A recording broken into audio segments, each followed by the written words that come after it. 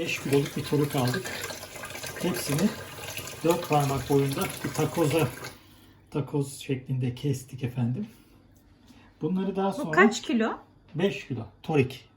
Şu an Ocak ayındayız. Tam mevsimi. Bu lakarda'nın en büyük özelliği içinde kan bırakmamamız lazım. Bunun birkaç aşaması var. İlk birinci gün yapmamız gereken, içini temizledikten sonra şuradaki kan pıhtısı olan tabakayı V şeklinde keserek buradan çıkar. Bir 4 avuç tuz atıyoruz. Bu salamura, bildiğimiz salamura tuzu.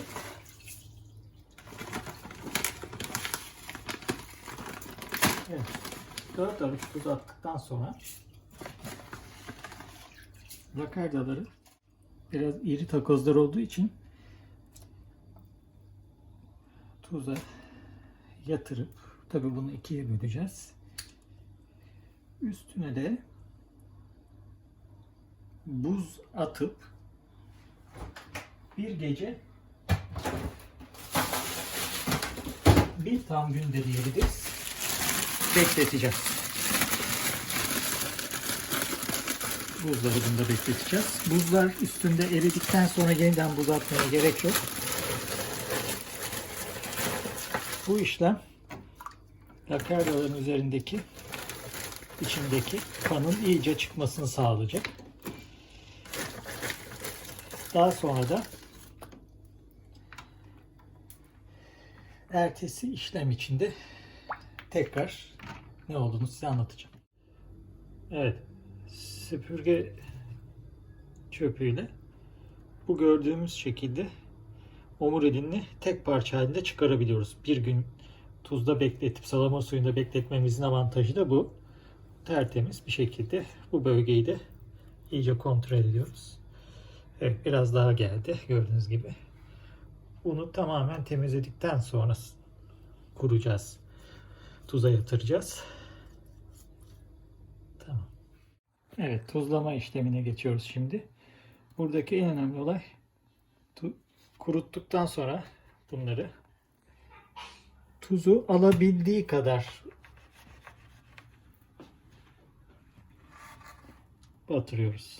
Tam bu burada gördüğünüz gibi üzerini kapladığı kadar, daha fazla tuz koymanın pek bir anlamı yok.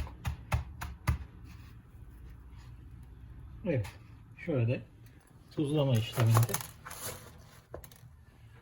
yapılacak en önemli şey, en önemli. Bakın kuruttuk. İçindeki şeyi aldık, omuriliği. Şimdi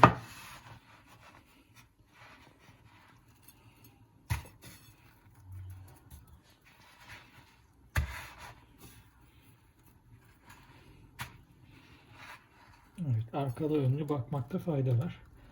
Almış mı diye. Evet.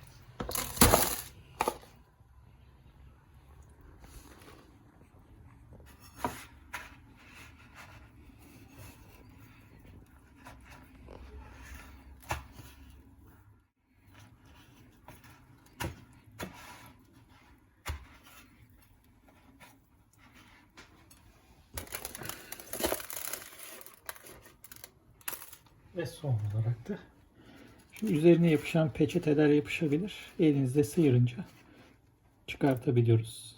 Hiç kalmadığına emin olup. 10 gün boyunca buzdolabında mümkünse 10-12 derecede saklıyoruz. Üstünü kapatıp, hatta bir streç folyo geçirip ondan sonra buzdolabına koymak. Üzerinde kapağını kapatıp 12 gün boyunca, 10-12 gün boyunca bekletiyoruz. Evet, 12. gün ve lakardamızı şimdi bu şekilde kapatmıştık. Üstüne streç folyo ile açıyoruz. Şimdi hepsini sırayla yıkayacağız. Sudan geçireceğiz. Evet, derisini dikkatlice, çok keskin bir bıçakla düzgün bir şekilde çıkarmaya çalışacağız.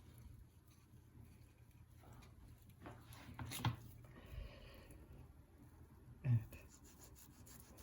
Gördüğünüz gibi yağlı ve tam kıvamında olmuş.